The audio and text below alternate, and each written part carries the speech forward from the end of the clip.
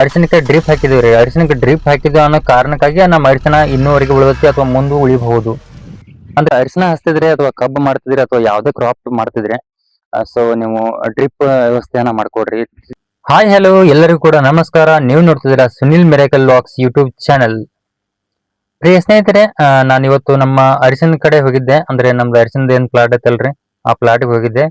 ಅಲ್ಲಿ ಹೋಗ್ತಿರುವಾಗ ನನಗೊಂದು ವಿಡಿಯೋ ಮಾಡಿ ಹಾಕ್ಬೇಕು ಅಂತ ಮನಸ್ಸು ಬಂತು. ಸೊ ಅದಕ್ಕೋಸ್ಕರ ನಾನು ವಿಡಿಯೋನ ಮಾಡ್ತಿದ್ದೀನಿ. ಏನಪ್ಪಾ ಅಂತಂದ್ರ ಈ ಈ ವರ್ಷದಲ್ಲಿ ಮಳೆಗಾಲ ಪೂರ್ತಿ ಜೀರೋ, ಅಂದ್ರೆ ಮಳೆಗಾಲನೇ ಆಗಿಲ್ಲ. ಸೊ ಹಿಂಗಿರುವಾಗ ನಾವು ಇದ್ದಂತ ನೀರಲ್ಲೇ ನಾವು ಹೆಂಗೆ ಬೆಳೆಯನ್ನ ಬೆಳಿಬಹುದು ಅನ್ನೋದು ಸ್ವಲ್ಪ ಎಲ್ಲರಿಗೂ ಒಂದು ಚಾಲೆಂಜ್ ಆಗಿದೆ ಇವಾಗ.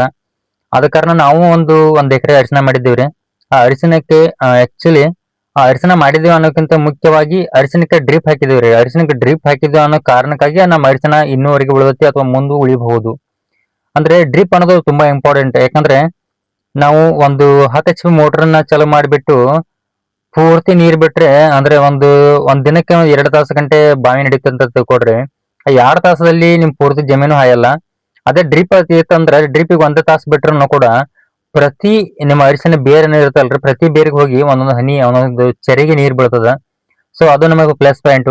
ಅದು ನಮಗೆ ಬೇಸಿಗೆಯಲ್ಲಿ ಬೆಳೆ ಉಳಿಸ್ಕೊಳ್ಳಕ್ಕೆ ಒಂದು ಹೆಲ್ಪ್ ಮಾಡುತ್ತೆ.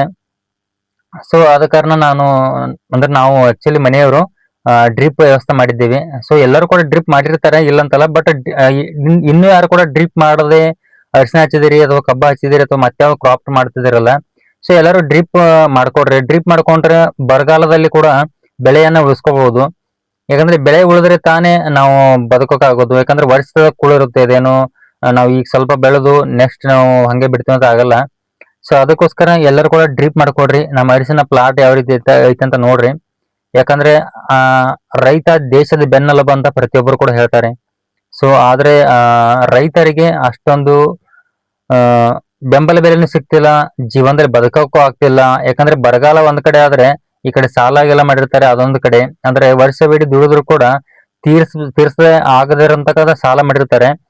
ಅವ್ರಿಗೆ ರೈತರಿಗೆ ತುಂಬಾ ಕಷ್ಟ ಆಗುತ್ತೆ. ಸೊ ಇದಕ್ಕೋಸ್ಕರ ಎಲ್ಲರೂ ಕೂಡ ಇದ್ರಲ್ಲೇ ಡ್ರಿಪ್ ಮಾಡ್ಕೊಂಡು ಸ್ವಲ್ಪ ಚೆನ್ನಾಗಿ ಇಟ್ಕೊಂಡು ನೀವು ಅರಿಶಿನ ಪ್ಲಾಟ್ ಅನ್ನ ಮಾಡ್ಕೋಬಹುದು, ಅಥವಾ ಕಬ್ಬನ್ನ ಹಚ್ಕೋಬಹುದು, ಅಥವಾ ಮತ್ತೆ ಕ್ರಾಪ್ ಮಾಡ್ಕೋಬಹುದು. ಬಟ್ ಈ ತರ ಒಂದು ಉಪಯೋಗ ತಗೊಳ್ರಿ, ಎಲ್ಲರಿಗೂ ಯೂಸ್ ಆಗುತ್ತೆ. ವಿಡಿಯೋದಲ್ಲಿ ಸಂಪೂರ್ಣವಾಗಿ ಒಂದು ಅಲ್ಪ ಸ್ವಲ್ಪ ತಿಳಿದ ಮಟ್ಟಿಗೆ ಹೇಳಿದ್ದೇನೆ ಅಂತ ಅನ್ಕೊಂಡಿದ್ದೀನಿ. ಇದೇ ರೀತಿ ನಾನು ನೆಕ್ಸ್ಟ್ ಒಳ್ಳೆ ಕಂಟೆಂಟ್ ಅನ್ನು ಹಾಕ್ತಾ ಇರ್ತೀನಿ. ಸೊ ಸಬ್ಸ್ಕ್ರೈಬ್ ಮಾಡ್ಕೊಡ್ರಿ, ಜೊತೆಗೆ ಒಂದು ಶೇರ್ ಮಾಡ್ರಿ, ಒಂದು ಲೈಕ್ ಕೊಡ್ರಿ.